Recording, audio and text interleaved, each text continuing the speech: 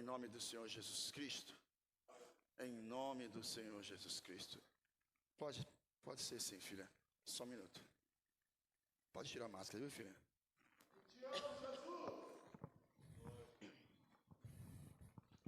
Salve os irmãos com tanta paz do Senhor. Amém. Vamos orar, né?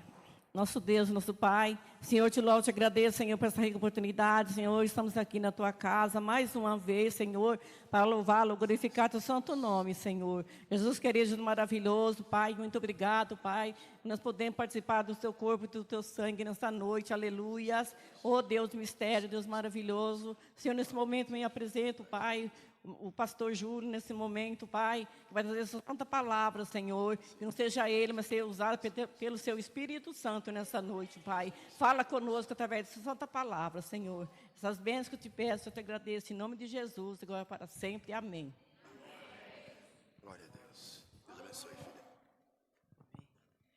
Amém? Amém. Cumprimento mais uma vez a igreja com a graça e a paz do Senhor Jesus. Amém? Abra sua Bíblia comigo, meus irmãos, em Êxodo capítulo 2, versículo de número 5. Êxodo 2, capítulo 2, versículo de número 5. Quem for encontrando, vai celebrando, em nome de Jesus. Opa, já tem irmãos que encontraram.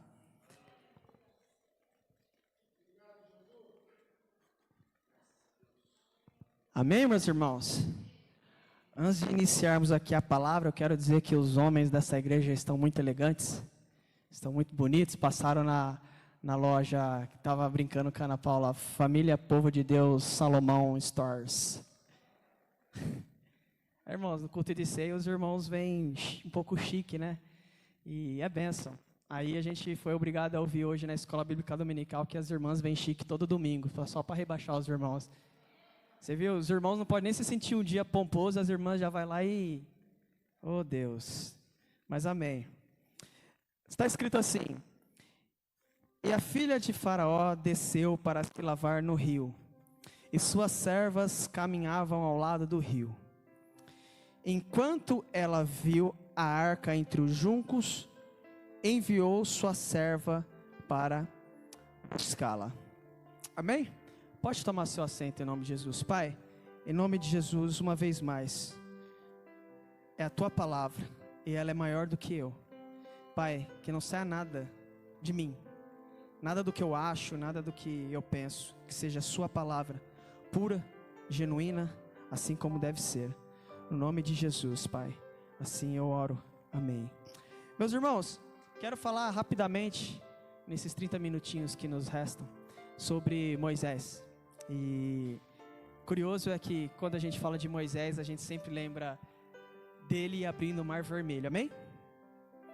Quando a gente fala de Moisés, a gente lembra, ele foi o cara escolhido para libertar o povo do exílio, tirar o povo do cativeiro, tirar os hebreus da sua escravidão de 400 anos, sendo dominado pelos egípcios, escravizados. Então quando a gente fala de Moisés, é normal vir isso na nossa mente. E tudo bem, não tem nada de errado nisso. Só que eu quero trazer algumas lições aqui. E quero detalhar para vocês algumas curiosidades sobre a vida deste homem. Moisés, ele era profeta. Ele era um escolhido do Senhor, assim como Davi, assim como Elias, assim como Eliseu. E tinha sua missão. Sua principal missão era o quê? Libertar o povo da escravidão. Só que aí você já vai ter que pegar isso aí. Você vai ter que pegar isso. Antes de Moisés vir para esta terra, já havia um propósito decretado lá em cima. Amém? Vou repetir. Antes de Moisés vir para essa terra, já havia um propósito decretado lá em cima por Deus. Isso é achismo? Não é. Por que não é? Porque quando Moisés nasce da sua mãe Joquebede e de seu pai Anrão, quando Moisés nasce, nesse tempo, Faraó havia decretado de que todo homem, menino, criança que nascesse deveria ser morto, deveria ser jogado ao rio. Por quê? Porque o povo estava crescendo, o povo estava multiplicando, os hebreus estavam multiplicando. E isso causava um certo pavor para eles. Então foi decretado: todo menino que nascer, pode matar. Só que quando Moisés nasce, a Bíblia vai dizer que a mãe concebeu, deu à luz, e quando ela viu que ele era um menino formoso, e ela o escondeu por 3 meses. Então veja bem, gerei um filho, ele é formoso, mas mesmo que não fosse, é meu filho, só que eu vou ter que esconder ele. Por quê? Porque senão vão matá-lo. Então a primeira lição aqui é: ela escondeu. Deus assim permitiu o seu escolhido Moisés ser escondido por 3 meses. Para quê? Para ser livrado. Para quê? Para que ele não fosse morto. Talvez talvez não, eu tenho certeza que Joquebede ainda não tinha noção do propósito que Deus tinha na vida de Moisés. Mas é normal, muitas vezes a nossa própria família não entende o propósito que Deus tem na nossa vida. E isso não invalida o propósito que Deus tem na nossa vida, quer eles acreditando ou não. E ela esconde, só que depois de 3 meses ela já não conseguiu mais esconder. Então ela teve que fazer o quê? Colocou Moisés, bebezinho, num cestinho e colocou no rio Nilo. Só que quando ela coloca ele no rio Nilo, a irmã de Moisés vai acompanhando, de longe, avistando. E a Bíblia vai dizer que a filha de Faraó, a princesa, desceu para esse rio para se banhar. Só que ela não desceu sozinha, ela desceu com as suas donzelas, em outras traduções, com as suas servas. Então agora você imagina, a princesa do reino, do palácio, a filha de Ramassés, Faraó, lá descendo no rio Nilo, para se banhar. Só que ela não foi sozinha, ela foi com quem?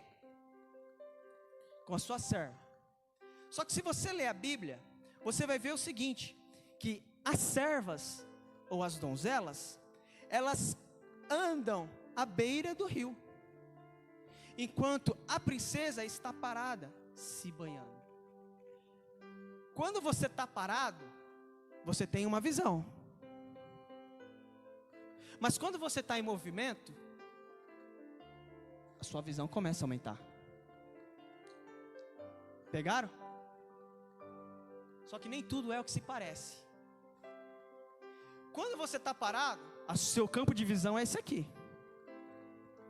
Mas quando você está em movimento, o seu campo de visão amplia, porque você está aqui, você vai para lá e você vai ampliando a sua visão. E aqui vem o primeiro mistério de Deus. Por quê? O que faria mais sentido? As donzelas ou as servas ver o cesto no qual estava Moisés? Ou a princesa? Pela lógica, a chance maior era das donzelas, porque elas estavam passando à margem. A chance delas verem era muito maior, mas elas não viram. Quem viu? Foi a princesa. Curioso isso, né? Por que a princesa viu? Por que não as donzelas? Porque a primeira pessoa que viu foi a princesa. A primeira pessoa que viu foi a princesa. Por que não as donzelas? Por que não outras pessoas? Entenda uma coisa, meus queridos. Isso eu aprendi na prática. Quando Deus tem um propósito na nossa vida, esse propósito não acontece no momento que você levantou a sua mão. Esse propósito, ele já é gerado lá no céu. Se concretiza na terra, mas é gerado lá no céu. Ok, tem pessoas que podem descobrir o seu propósito com 20, 30 anos, 40, 50, não sei. Mas lembre-se, o propósito não foi gerado a partir do momento que você nasceu. Ele nasceu no coração de Deus. Entenda uma coisa, eu vou abrir um parênteses aqui rapidinho. Eu já disse isso aqui.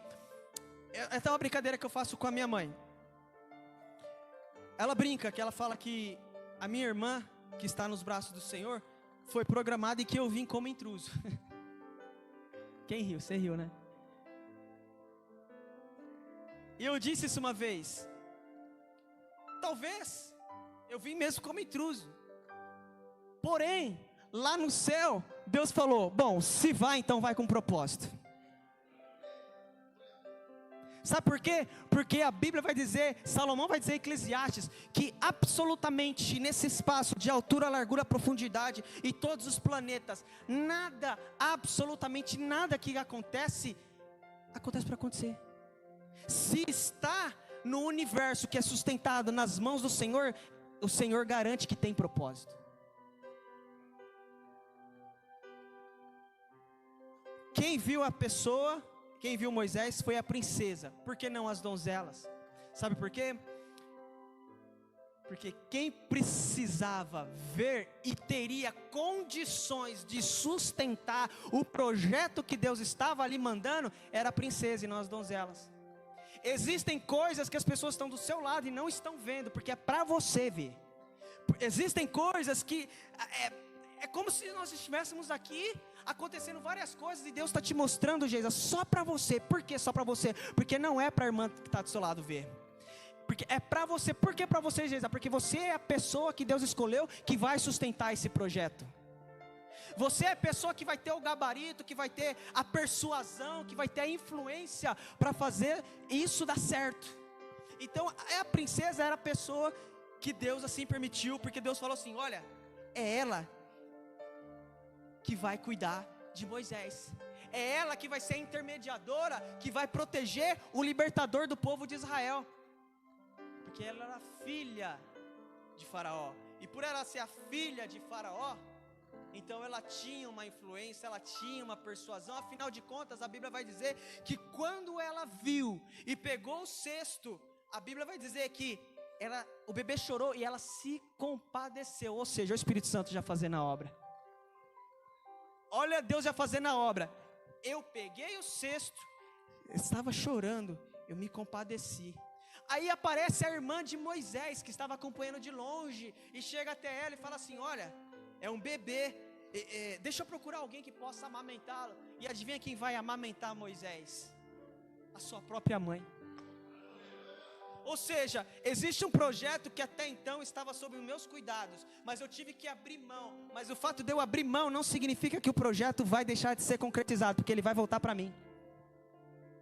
E aí o que acontece? Moisés começa a ser cuidado e cresce no palácio de Faraó, com a cultura egípcia. E todos nós conhecemos a história. Ele cresce. E quando ele cresce, eita Deus, essa aqui é forte. Essa aqui é muito forte. Quando ele cresce, ele começa, enfim, seguir a sua rotina, já crescido, já adulto. E a Bíblia vai dizer que ele sai nas suas caminhadas por aí. E uma das suas caminhadas ele se depara com um egípcio maltratando os seus irmãos, os hebreus. Ele se indigna. Ele fica furioso e ele mata esse egípcio. Mesmo crescendo na cultura egípcia, ele tem o sangue hebreu. Ele se compadece do seu povo. O DNA dele é esse. Ele se irou e matou o cabra. Só que quando ele mata, sai o noticiário, na mídia. E Faraó fala assim, vamos matar Moisés. E Moisés, linha na pipa. Linha na pipa. Por quê? Ele não queria morrer. E quando ele sai, ele foge, ele vai para o deserto. E aí ele, nessa sua caminhada, ele acaba se encontrando com Jetro, que se tornaria o seu sogro, porque ele se casa com uma das filhas de Jetro. Só que, resumindo, depois de casado, ele estava lá pastoreando as ovelhas do seu sogro. Ele vê uma sarça ardente. Entenda uma coisa, Moisés até aqui, irmão Denis, ele só ouvia falar sobre Deus. Ele não tinha tido ainda uma experiência viva, nua e crua com Deus. Talvez tem pessoas aqui nessa noite que até o momento só ouviu falar de Deus. Não passou por algumas experiências, talvez até difíceis, para poder dizer, olha, antes eu ouvia, mas agora eu estou vendo diante de tudo que eu passei. Só que nesse caso, a experiência de Moisés, ela é diferenciada, porque ele vê uma sarça ardente, um arbusto, melhor dizendo. Só que no deserto é comum um arbusto. No deserto é comum, irmão Anderson, você vê arbustos por aí. E ainda no deserto, no sol, na seca, eles ficam bem sequinhos mesmo. E ainda com os raios solares, a chance de pegar fogo é muito grande. Então não era novidade para Moisés ver uma sarça ardente pegando fogo. Não foi a primeira vez que ele viu uma sarça ardente pegando fogo. Mas foi a primeira vez que Moisés vê uma sarça ardente pegando fogo, cuja essa sarça não se consumia. Um arbusto, ele pode pegar fogo, você vira as costas, ele vai continuar pegando fogo, e depois ele seca, vira só cinza.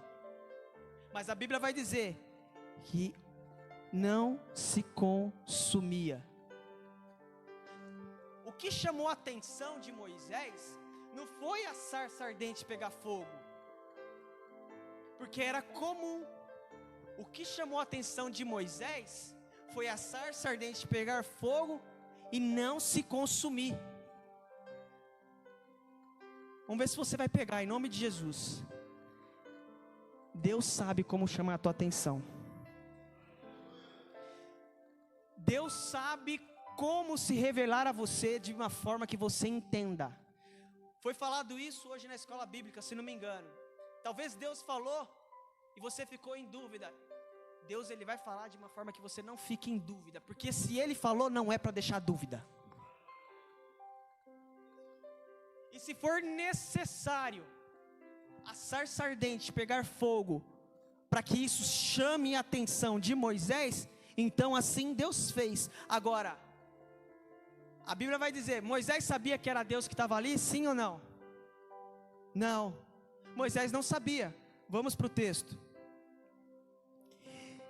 E o anjo, capítulo 3, pega isso, irmãos, capítulo 3, versículo 2. E o anjo do Senhor lhe apareceu em uma chama de fogo do meio de uma sarça. E ele olhou, e eis que a sarça queimava com fogo, e a sarça não era consumida. Versículo 3. E Moisés disse: eu vou virar agora de lado, e verei essa grande visão. Vou repetir. Eu vou virar agora de lado e verei essa grande visão. Qual é a grande visão, irmão Vanderlei? De novo, a grande visão não era a sarça ardente estar pegando fogo. A grande visão era a sarça ardente estar pegando fogo, mas não se consumia. O agir sobrenatural de Deus. Mas até então Moisés não sabia que era Deus que estava ali. E a prova está aqui. E quando o Senhor viu que ele se virara, e quando quem eu disse? O Senhor viu que ele se virara para ver, Deus o chamou do meio da sarça e disse: Moisés, Moisés. E ele disse: aqui estou. Moisés talvez não estava reconhecendo Deus no sobrenatural, mas Deus sabia quem era Moisés no natural e chamou pelo nome. Toda vez que Deus falar contigo, Ele vai te chamar pelo nome. Todas as vezes que você vê um agir sobrenatural de Deus e você tiver dúvida de que é Deus, Ele vai te fazer entender que Ele é o que Ele diz que Ele é, e que Ele está fazendo o que Ele diz que está fazendo, para que não haja dúvida. Não pode ter dúvida. Não pode ter dúvida. Quem está entendendo até aqui, diga amém. Glória a Deus. Muito bem.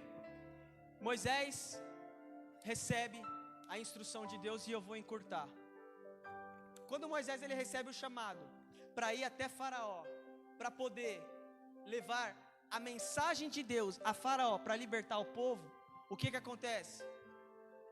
É óbvio, Faraó ele não cede, por isso começam as pragas. Só que antes, Moisés ele vai dizer para Deus: ok, eu tenho uma missão, mas eu não sei falar, eu não sei expressar, eu não sei falar em público. Eu tenho dificuldade. E outra, se eu for lá, quem vai dar crédito? Se eu for cumprir essa missão, quem vai dar credibilidade para mim? Se eu for fazer aquilo que o Senhor me chamou para fazer, quem vai acreditar que aquilo de fato é Deus, que é... E Deus vai dizer para Moisés: Moisés, apenas diz que o grande eu sou te enviou. Entenda uma coisa, irmãos, às vezes você está cumprindo uma missão e acha que as pessoas não estão te dando crédito. Você acha que as pessoas não estão valorizando, ou até mesmo que as pessoas não estão enxergando Deus na tua vida. Mas fique em paz, tenha convicção, o grande eu sou te enviou, e isso basta, o resto é com Ele. Queira as pessoas acreditar ou não que Deus é na sua vida, isso pouco importa. O que importa é você se colocar na brecha e fazer aquilo que Deus te chamou para fazer.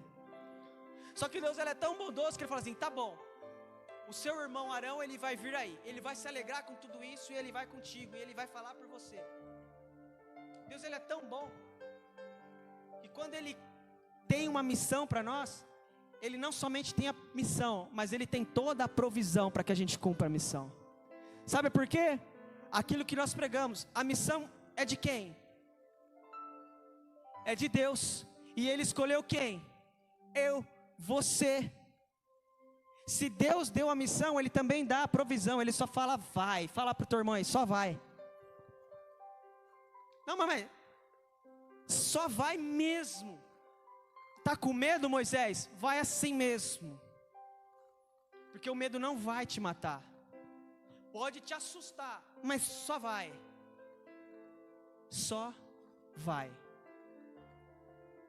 E quando Moisés ele chega até Faraó e começa a levar a mensagem de Deus, falando que tinha que libertar o povo, e Faraó com o coração endurecido, não, e aí começa a vir as pragas. Até que no final das contas, Moisés consegue convencer através do Espírito Santo, depois de 10 pragas ali. O que acontece, irmãos? O povo ele começa a ser libertado. Esse povo era quem? Era eu. Esse povo era você. Nós fomos libertados da escravidão, amém? Nós fomos libertados do pecado, amém? Nós que andávamos nas trevas e agora andamos na luz. Enquanto Moisés libertou o povo da escravidão em caminho rumo à terra prometida, nós fomos, meu Deus do céu, nós fomos libertados do império das trevas rumo à terra celestial. Entende o paralelo?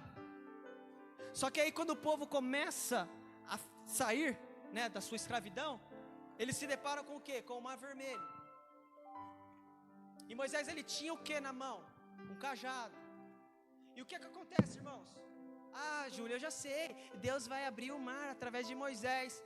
Tá, mas o que Moisés tinha na mão? Um cajado. Deus mandou Moisés usar o que? O cajado. Irmãos, está muito nítido aqui que Deus está falando para a gente usar o que está na nossa mão. Está muito nítido aqui que Deus está falando para a gente usar aquilo que Ele já colocou na nossa mão. É o cajado? Usa o cajado. É uma pedra, Davi? Então usa a pedra, Davi, para derrubar Golias. O que é? É 5 pães e 2 peixinhos? Então usa, é o que está na sua mão, usa isso. Ser fiel no pouco e eu te coloco no muito. É isso que Deus está falando. Agora, interessante eu falei de Davi, eu falei da pedrinha que ele derruba Golias. É interessante porque Moisés, antes do deserto, irmã Adriana, ele só ouvia falar de Deus. No deserto, ele viu a provisão de Deus. No deserto, ele viu Deus na sarça ardente. No deserto, ele viu Deus em forma de coluna de fogo para aquecer o teu povo. No deserto, ele viu Deus em formato de uma nuvem para fazer sombra para o teu povo. No deserto, ele viu que o seu povo andando e as sandálias não gastavam e as roupas não se gastavam, porque Deus assim sustentava. Fala para você mesmo, Deus me sustenta no deserto. Então antes do deserto ele só ouvia falar de Deus, mas no deserto foi aonde ele teve as maiores experiências com Deus. No deserto é onde ele viu o sobrenatural de Deus. Por isso que eu digo, é no deserto das nossas vidas que a gente aprende, que a gente vê Deus face a face. E Deus quer se revelar a nós. Se for necessário, passaremos pelo deserto sim, para que a gente veja Deus face a face.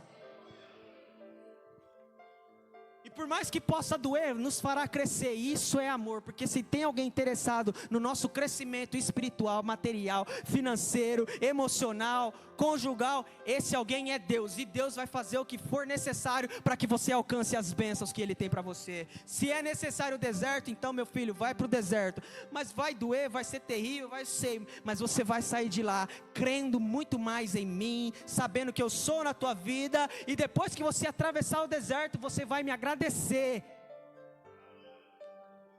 Olha que coisa interessante. Olha isso. Quando Davi, vamos falar de Davi, né? Quando Davi ele mata o urso, todo mundo sabe que o urso era para quê? O urso era uma preparação para o leão que viria. Irmãos, deixa eu te falar uma coisa, não vou enganar, não posso fazer isso, não posso iludir.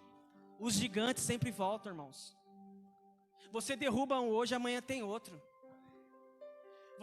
Você passa por uma adversidade, amanhã tem outra. Ele derrubou um urso e viria o leão. Ele derrubou o leão porque o leão preparou ele para enfrentar Golias.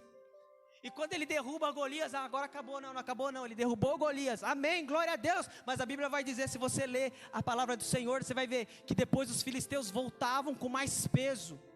E o que aconteceu? Quando Davi derrubou o urso sozinho, ele derrubou sozinho. Quando Davi derrubou o leão sozinho, ele derrubou sozinho. Quando Davi derrubou o gigante, derrubou sozinho, ele derrubou sozinho. Só que depois os filisteus vieram. A Bíblia vai dizer que Davi chegou a ficar cansado. Entenda uma coisa, existem lutas que você vai vencer sozinho, mas existem lutas que você vai precisar de ajuda, e a igreja está aqui para te ajudar. Existem lutas que vai ser você e você, mas existem lutas que a igreja vai te ajudar e tem que te ajudar, porque a palavra vai dizer que os filisteus voltaram com mais peso e Davi já estava cansado. O que Davi faz? Reúne o seu exército. E depois eles derrubam o filisteu mais uma vez. O que eles fazem? Os filisteus voltam novamente. Irmãos, entenda uma coisa, não é porque você está na presença de Deus que o inimigo vai parar de tentar a sua vida, de tentar tramar contra ti, que vai lançar dardos inflamados. O inimigo vai preparar laço contra a tua vida. Você vai orar, vai repreender e vai cair por terra. Mas não se engane, ele vai continuar tentando preparar laço. Por isso da constância, por isso da importância de estar com o seu devocional em dia, por isso a importância de você estar se alimentando da palavra, da oração, cantar louvores, se envolver com a obra de Deus, porque da mesma forma que o diabo não brinca de ser diabo, a gente não pode brincar de ser crente, porque como o nosso irmão Anderson disse, Deus não brinca de ser Deus, mas às vezes a gente brinca de ser crente. Por isso da importância da constância, até rimou. Por isso da importância da constância, porque os gigantes sempre voltam. Se você não estiver alicerçado, se você não estiver firmado, se você não estiver alicerçado na rocha que é Cristo, nessa rocha inabalável, a chance de você cair num laço ou numa seta é grande. Por isso que Jesus, ele nos ensina, vigiai e orai, vigiai e orai. Ele fala primeiro orar ou vigiar? Ele fala primeiro vigia e ora, vigia e ora. Por quê? Porque o nosso inimigo anda ao nosso derredor, procurando uma brecha para tentar nos estragar. E se ele encontrar uma brecha, ele entra. E se ele entrar, a chance dele te derrubar é grande. Mas entenda, você pode cair. Se você clamar, Deus te levanta.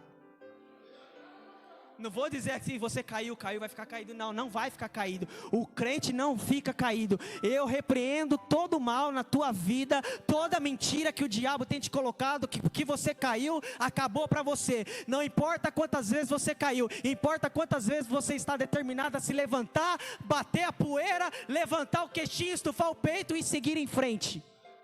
É isso que importa. É isso que importa. É isso que importa, meus irmãos. Quem está entendendo, diga amém. Então, entenda, os gigantes sempre voltam. Por isso a importância, né, Luan, que a gente sempre está pregando aqui. principalmente para os jovens, a gente tem que estar junto. A gente tem que estar junto. A gente tem que estar junto. Eu, Júlio, pela primeira vez vou dizer, Pastor Júlio, é estranho ainda, mas amém. Pastor Júlio, eu tenho a necessidade de estar junto com vocês. Não por uma carência emocional, mas por entender a importância disso para a caminhada. Não pela carência emocional, mas por entender a importância disso na caminhada cristã. Irmãos, do pó a gente veio, do pó voltaremos, mas a nossa matéria, porque a nossa alma, o nosso espírito, em nome de Jesus, anseia pela vinda do Mestre.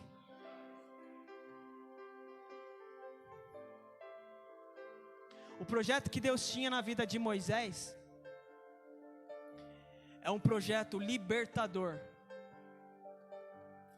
E o que nós fazemos com pessoas que são usadas para libertar outras pessoas? Moisés era alguém perfeito? Ele assassinou um egípcio. Moisés era alguém que tinha patentes? Ele era alguém que de repente tinha uma boa oratória? A Bíblia vai dizer que ele nem falava direito. Lembrei do Mateus chegando aqui, quando ele falou que no começo da igreja, irmãos, o Mateus é irmão no começo da igreja. Eu fui uma das primeiras pessoas que conversou com ele, e eu já vi logo que ele era bem tímido. E eu olhei para ele e falei assim: eu adoro pessoas tímidas. Aqui não tem espaço para timidez, porque se você se permitir, Deus te usa, te levanta, faz de você aquilo que nem mesmo você imaginava que era capaz, mas que Deus já enxergava desde quando Ele sabia. Ele vai para a terra, então vai com propósito. Oh meu Deus, se coloque de pé em nome de Jesus. Vou chamar o ministério de louvor aqui rapidamente.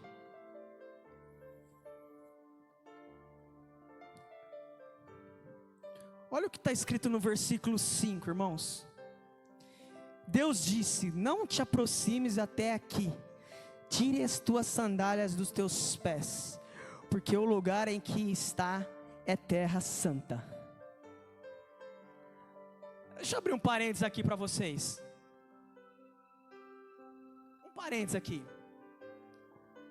Espera aí, ele estava na sarça ardente, ali não era um templo. Pega isso aqui, para a gente entender a importância da reverência na presença do Senhor. Ali não era um templo. E Deus fala: olha, tire as sandálias dos teus pés, porque aqui é um lugar santo. Sabe onde é um lugar santo, irmãos? Aonde tem a presença de Deus. E sabe aonde tem a presença de Deus? Aonde você está, porque você é templo e você carrega a presença. Em outras palavras, aonde nós estamos, nós temos que santificar. Aonde nós estamos, nós levamos a paz, nós levamos a alegria, nós levamos a esperança, porque nós carregamos a presença. Se tem pessoas que carregam a presença aqui, eu quero encorajar você a levantar a tua mão e falar assim: eu sou portador dessa presença. Deus, Ele poderia habitar em qualquer lugar, mas Ele escolheu habitar em templos como nós somos a morada do Eterno. Ele não só te gerou lá em cima com propósito, mas Ele escolheu habitar em você para fazer você cumprir o propósito, porque Ele falou assim: ó, o irmão Júlio, ele não vai conseguir sozinho, mas ele é morada, eu habito nele, e se eu habito nele, eu vou fazer ele conseguir, eu vou fazer ele prosperar, eu vou fazer dar certo, porque os meus planos não falham, assim diz o Senhor. Feche seus olhos em nome de Jesus.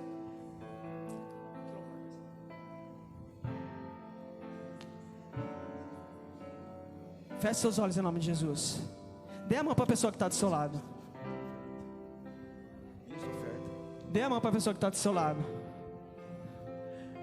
Moisés, ele veio com um propósito: libertar o povo. Tentaram matar Moisés, mas não conseguiram. Por quê? Porque Moisés tinha propósito. Tentaram acabar com o projeto de Deus, mas quem é o anjo no céu ou o capeta no inferno para acabar com aquilo que Deus designou e estabeleceu no céu? Meu Deus. Tentaram parar Moisés, não conseguiram. Tentaram parar Jesus, não conseguiram. Tentaram parar Paulo, não conseguiram. Quando eles acharam que tinha parado Paulo, porque colocaram ele na prisão, falaram assim: o meu corpo está preso, mas não a minha alma. Louvado seja o nome do Senhor, vamos adorar a Ele. O inimigo em todo tempo ele vai tentar parar os projetos que Deus tem na nossa vida. Ele vai tentar tirar a sua vida, ele não vai conseguir tirar a tua vida, então ele vai tentar fazer você viver uma mornidão, ou ele vai fazer você se esfriar, se apostatar. Ele não vai, Tarek, o inimigo ele não vai cessar. Mas a boa notícia é que meu Deus com braço forte também não cessa. Aleluia! O inimigo ele veio para matar, roubar e destruir. Mas o nosso Deus, o teu Deus, o Deus dessa igreja, o nosso Senhor e Salvador Jesus Cristo, Denis, veio para desfazer as obras do diabo. Aleluia! E Ele está dizendo para mim e para você nessa noite: se você está aqui, você tem propósito, não porque você está aqui, mas quando você veio ao mundo, eu já estabeleci os propósitos. Talvez agora você esteja encontrando Ele, e se assim for, viva o teu propósito com intensidade, e saiba que nada vai parar o Filho de Deus, nada vai parar aquilo que Deus estabeleceu no céu. Aleluia! Nada. Primeiro, o que pode nos separar do amor de Cristo? Segundo, qual ferramenta, irmã Dulce, preparada contra a nossa vida vai prevalecer? Nenhuma ferramenta forjada, preparada, vai prevalecer contra as nossas vidas. Aleluia. E por fim, eu sou o grande eu sou, e agindo eu, quem impedirá? mais uma vez, e agindo eu, quem impedirá? se Deus resolve agir, não há nada que possa impedir. E Deus está falando para nós nessa noite: os meus propósitos em alguns de vocês não está começando agora. Você já está vivendo o propósito e não entendeu ainda. Aleluia! Descansa no Senhor, viva o teu propósito e saiba que projeto de Deus não morre. Projeto de Deus, aleluia! não é projeto do homem, não é projeto do homem, é projeto de Deus. Não morre. Jó vai dizer: bem sei que tudo podes, e nenhum dos seus planos podem ser frustrados. Aleluia! Eu creio, Senhor Deus,